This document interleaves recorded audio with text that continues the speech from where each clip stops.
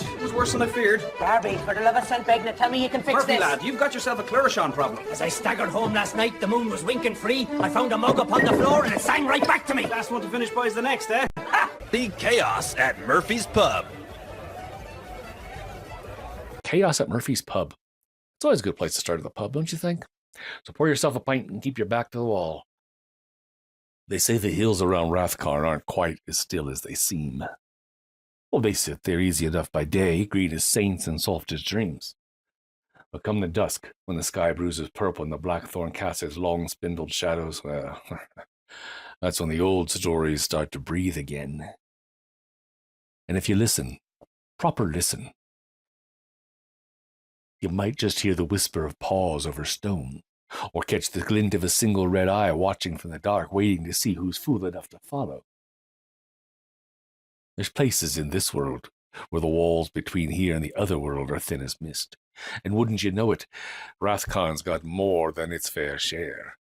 Lakes that swallow your name, hills that hum when you pass, and pubs, aye, the pubs, where the drink flows downhill if you're not paying attention, straight into the hands that were never quite human to begin with. And now, our Darby O'Gill. Well, he's danced with trouble before, hasn't he? And lived to tell of it, too. But even Darby's cleverness can be tested, especially when a Clurichaun's involved. So pour yourself a pint, keep your back to the wall, and don't go looking too closely at the cracks in the floor, because tonight's the night we tell of the one-eyed hare and the drunkard fairy who chased a jug straight into legend. The night was soft as a whisper, the kind that settles over the hills like an old mother tucking in her wee ones. Darby O'Gill, feeling right with the world in his own place in it, took a leisurely stroll towards Murphy's Pub, intent on wetting his whistle and perhaps sharing a tale or two, just enough to keep the lads hanging on his every word. But as he ambled down the lane, a flicker of motion caught his eye. A one-eyed hare, stark and strange, bolting from the shadows and diving into a hole in the ground, right where the roots of an old blackthorn tree chewed their way through the cellar and foundation of Murphy's Pub. Darby stepped in his tracks as the old tune about the one-eyed hare of Loganley stirred in his mind. Hush now, hush, and mind your trade, the hare is out tonight. One eye glows upon its head, and none return from sight. It waits where silver water sleeps, where voices drown in stone, then slips below the blackthorn's keep through roots that gnarl the bone. The old pub leans, yet stands its ground, with cellar deep and dry. But beneath the casks a hole is bound, where shadows slip and lie. A riddle wrapped in rag and fur, what runs but leaves no track, what steals the heart but speaks no word, and never once looks back. Answer wrong or worse, stand mute, and down you'll slip as well. A whisper caught in mortar's suit, a bell no man can knell. So drink your fill and mind the floor, and pay the blackthorn's fee, while those who linger at Loganley stay longer than they see. Well now, Darby murmured, tipping his hat toward the creature's disappearing tail. There's a thing you don't see on an ordinary Tuesday. Well, not at Rathcarn, at any rate. He gave the air a thoughtful sniff, as if hoping to catch the scent of mischief itself, then squared his shoulders and pushed open the weathered oak door of Murphy's Pub. What greeted him nearly knocked the pipe from his teeth. The warm golden glow of Murphy's Pub should have been a welcome sight, but the moment Darby pushed open the door, he knew something was off. The air hung thick with the scent of spilled ale and something sharper, like the tang of mischief itself. Murphy, the publican, was hunched behind the bar, his round face pale and his hat askew as if he'd been wrestling ghosts. Not a soul on the benches, no music, no laughter, just the occasional drip, drip, drip of wasted liquor from an overturned keg. Horrors. Darby took one slow step inside, his boots sticking slightly to the floor. "Oh, it is worse than I feared," he murmured. Murphy's eyes shot up. The man's lower lip quivered. "Oh, Darby, for the love of St. Benedict, tell me you can fix this." Darby eyed the wreckage, the chairs overturned, the barrels drained, and the curious lack of glass, as if the drink had vanished straight from the casks, leaving not even a puddle behind. A cold realization settled in. "Ha! Murphy, lad," Darby said, scratching his chin, "you got yourself a Clurichaun problem." Murphy let out a pitiful whimper. Clurichaun. I only said this place was built on something fey. Aye, Darby sighed, adjusting his coat. An ill-tempered fairy drunkard, harder to be rid of than a canker. And I reckon he's still below helping himself to what's left in your cellar. Right on cue, a raucous belch rolled up from the trapdoor beneath their feet. Then from the depths, a high-pitched, half-sloshed voice. I drank me fill on Monday night and Tuesday twice as well. By Wednesday morning my legs gave out and but the whiskey held me fell. Martha, you great tight Mr. Obadon, you got anything stronger?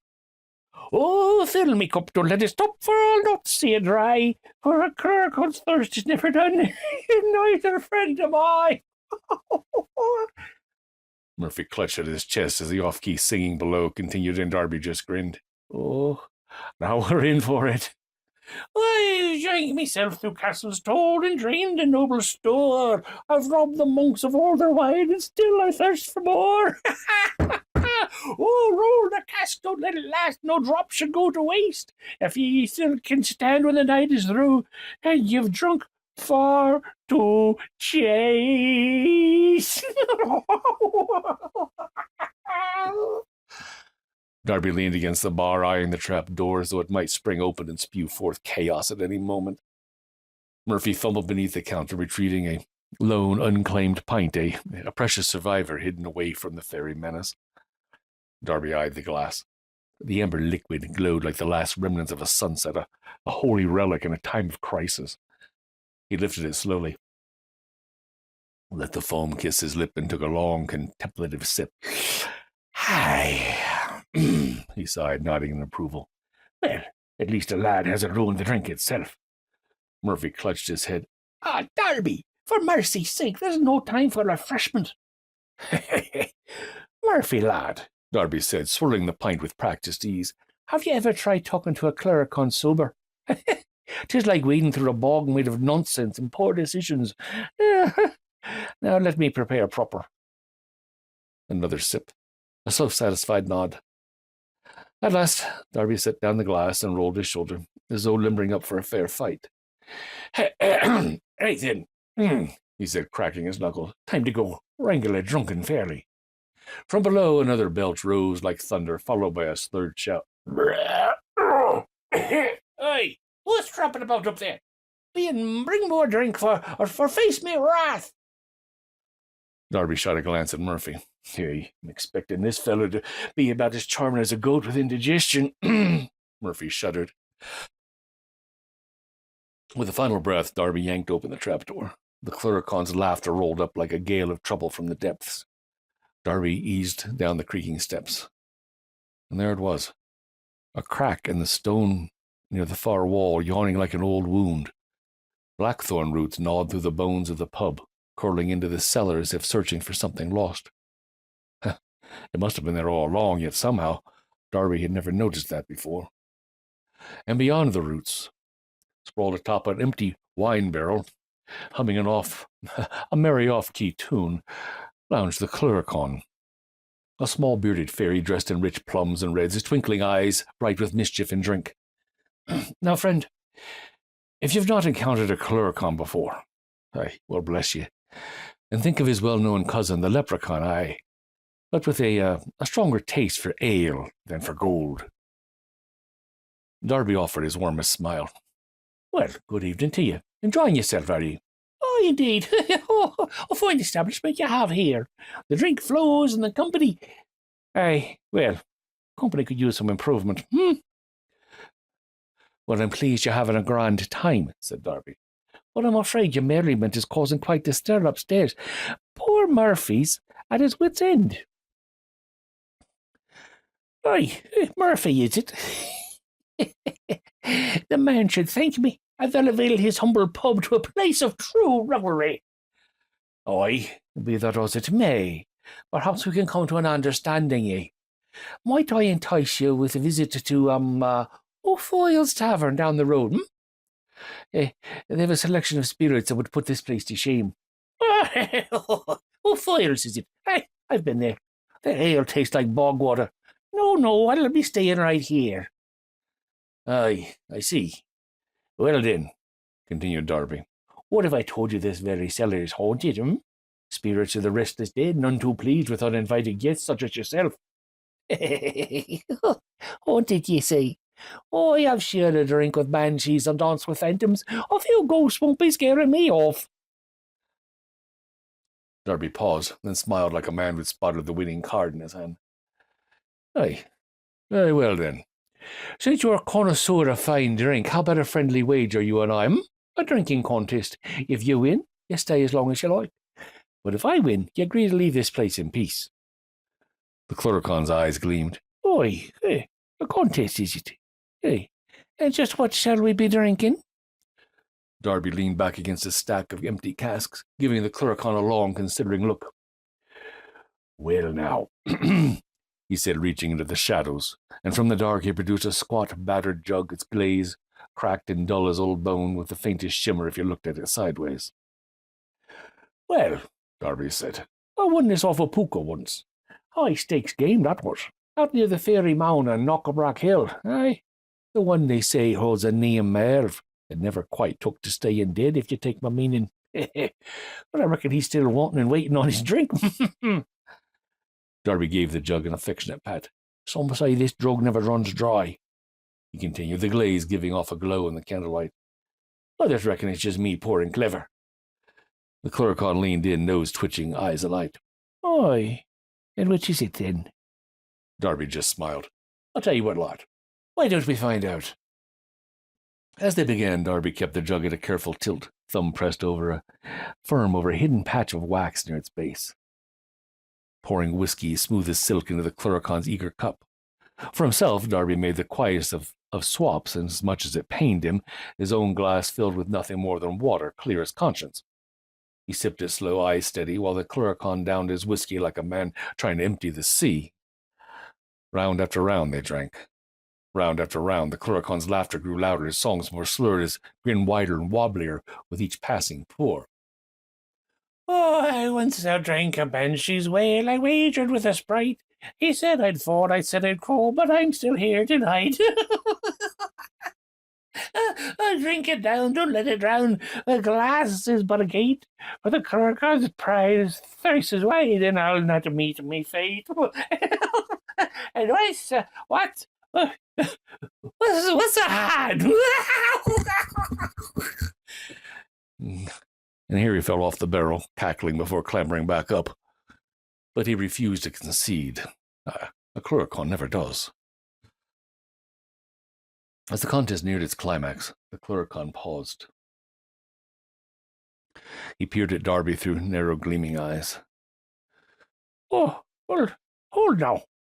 You seem mighty steady on your feet for a man matching me drink for drink. He sniffed suspiciously at Darby's mug, his nose twitching like the hare catching a wind of a snare. Her heartbeat all held still. Murphy, listening upstairs, held his breath. The pub itself seemed to lean in, listening. Darby only sighed, slow and world-weary, shook his head as if the very idea of cheating was beneath him. Aye, 'tisn't the drink that makes a man stumble, he drawled, taking deliberate, casual sips. 'Tis a weak constitution. In faith, I've been practicing since I was a lad. He raised his glass high in a boastful toast, eyes bright, throwing back the last of it like a man with nothing to prove. Offended to his core, the Clurichaun scoffed and slammed his tiny fist on the table hard enough to rattle the empty barrels. Oh, a lad ye were, and a lad ye remain, O Gil. And with that he tossed back another measure and another, still chasing pride straight into the fog. So the trap was set and sprung, and Darby leaned back with a grin and nudged the jug toward the cellar door, giving it just enough of a spin. Oh, look there! The jug's making its escape! Best catch it before it spills its last drop. The Clurichaun blinked at the rolling jug, his drink-addled brain clattering to keep pace. Oi! Oh, I can't let it get away! He scrambled from his perch, stumbling after it on unsteady feet, swiping at the elusive prize as it wobbled and bounced toward the far wall. The jug tumbled off the last step, hit the stone floor, and with a final teasing twirl, slipped neatly into a small, dark hole near the blackthorn roots. A hole just large enough for a jug. Or a one-eyed hare. Or a drunken fairy. The Clurichaun skidded to a stop, peering into the burrow's black depths. No, Come back, you treacherous beauty. I'll never let you go thirsty. And with that, he wedged himself in after it, little feet kicking, muttering, grumbling, and then, pff, gone. A single hiccup echoed from the hole. Darby dusted off his hands. Well, no. Seems he found himself a new cellar, one that leads straight to the other world. He turned in the dim light of his cellar, caught the faintest flicker of movement. A small shadowed form with one glowing red eye in the middle of its forehead watching from the far wall. The hair twitched an ear, gave Darby a look of quiet amusement, and then vanished once more into the stones. Back upstairs, Murphy was already pouring drinks with trembling hands and giddy relief. Hi, Darby, you saint of a man. You've saved me pub. If ever I... Darby held up a hand. Murphy blinked, then grumbling, poured Darby a full pint. The pub, once silent as a grave, roared back to life as the news spread. Chairs were righted, casks retapped, and laughter spilled over the threshold like good whiskey from a heavy pour. Darby raised his glass high, his voice cutting clear above the cheer. To knowledge hard earned, troubles outwitted, and never spilling a single drop when you can help it. The room erupted in toasts, tankards clashing, and a chorus of voices calling Darby's name. But Darby O'Gill, as he took his first sip, allowed himself one last quiet smile. For if there is one truth he had learned in all his long years dealing with the good folk, a Clurichaun never truly gives up the chase. And somewhere, down beneath the blackthorn roots, past the cracked stones, in the whispering dark, Darby reckoned a certain drunken fairy was still looking for his prize. And perhaps, aye, just perhaps, the one-eyed hare was still watching it all with a grin of its own. And so the Clurichaun was gone, off chasing his precious jug through the blackthorn roots and down into whatever cellar the other world keeps for fools who can't hold their drink. Murphy poured the next round steadier now, the colour coming back to his cheeks. The lads clapped Darby on the back. Someone struck up a tune, low and merry, and for a little while the world was right again. Aye. Yes, for a little while the world was right again. But you know how it is. Laughter carries only so far in Rathcarn, especially once the mist begins to creep in under the door. A good tale lifts the heart, sure enough, but a wiser man keeps one ear turned toward the dark, for not every shadow skulking the hills is looking for a pint of whiskey. So draw close now. The Clurichaun may be gone, but the mist has only just begun to rise. Be sure to join us Thursday night, 7 p.m. Pacific Time, March 12th. That's Friday the 13th Eve. Ooh. For a brand new story from Storylink Radio called The Shawnee's Shadow. On Friday the 13th, just 4 days before St. Patrick's Day, in the desolate bogs of modern Ireland, a person vanishes without a trace, leaving behind an empty room and a chilling silence. But where the police see a cold case, folklore student Sarah sees a pattern, one written in the ink of a century-old manuscript. The Shawnee's Shadow. The silence is chilling, but the Shawnee's story is louder. Don't get lost in the dark. Subscribe and click that bell now so you'll be notified. See you then.